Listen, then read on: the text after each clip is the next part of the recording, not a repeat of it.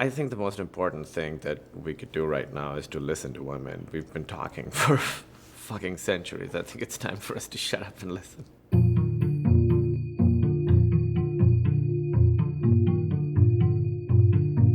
I grew up in Karachi, Pakistan. Pretty typical family, mom, dad, and one brother.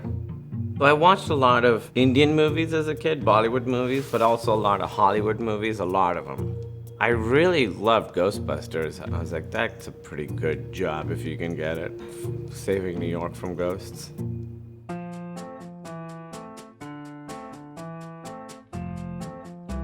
The transition was very difficult initially. I was super shy in Karachi, so I never really felt confident in myself or anything, and it wasn't until I came to America and was sort of on my own and was forced to interact with people and be genuinely social that I started coming out of my shell and being funny and really kind of feeling like a person.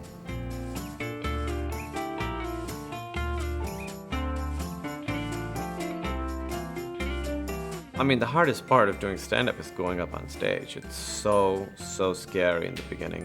I remember I'd go and sign up for these open mics and then kind of, before I went up, be like, should I just leave? I should just leave.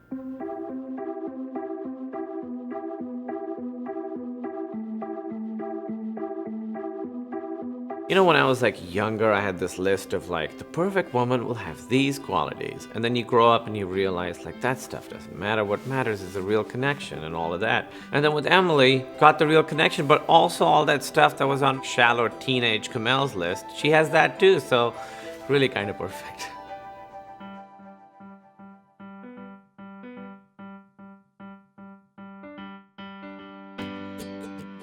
We found this place perfect for a comedy show behind this comic book store called the Meltdown. We kind of hit the ground running. Like the first show we did, I think we had 30 or 40 people there, which is huge. Then eventually we sold out every single week. I think of like how scary it was for me starting comedy in Chicago, and then how much scarier it would have been if I was a woman starting comedy there, because it really was such a boys' club and it was very aggressive. It was very locker room. We wanted Meltdown to feel very inclusive. Emily focused on having diverse lineup. She wanted to have different points of view on the show, and she wanted to have a lot of female comics on the show too. We wanted it to be a good comedy show, but also a good place to just hang out for comedians, and that's sort of what it became.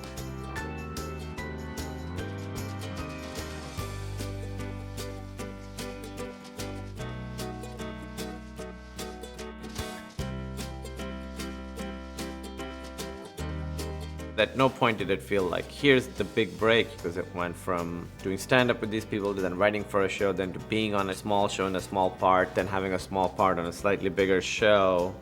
I was lucky that I was ready for each little step. And it wasn't until I went back and looked and I was like, oh, I guess that show was kind of a big deal.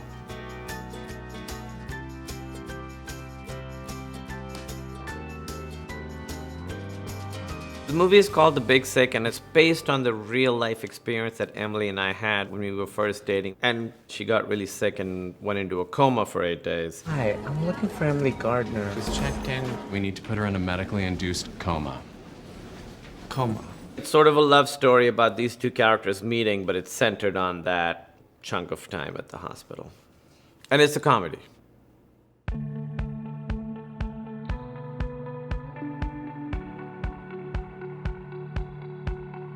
Her notes weren't just notes, it was like another perspective on the whole thing, and I was like, oh, this is not my story, this is our story.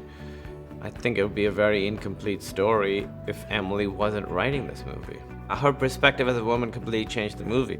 Like, there's a scene in the movie where like Emily and I are first dating and she has to go to the bathroom in the middle of the night, and so she's like trying to leave to go to a diner nearby to use the bathroom. You're being so weird. How am I weird? I want to sleep. This is while normal. It's sleep Girls time. go to get coffee in the middle of the night. Have you never had a girlfriend before? This is what it's like. Are you okay? We've had so many women point out that scene, like all the time, being like, oh my God, that exactly is what happened to me. I've never seen that in a movie.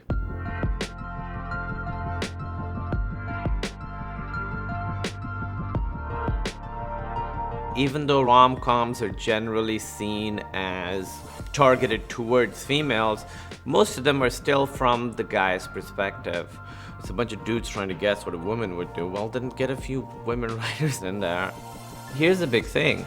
Having more women writers, more women directors, more women executives, more women in positions of power, you don't just do that to make a more equal society. You do that because the product will be better.